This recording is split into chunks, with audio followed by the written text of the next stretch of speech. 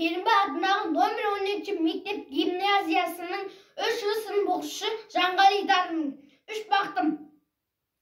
Мұқағали Мақатаев.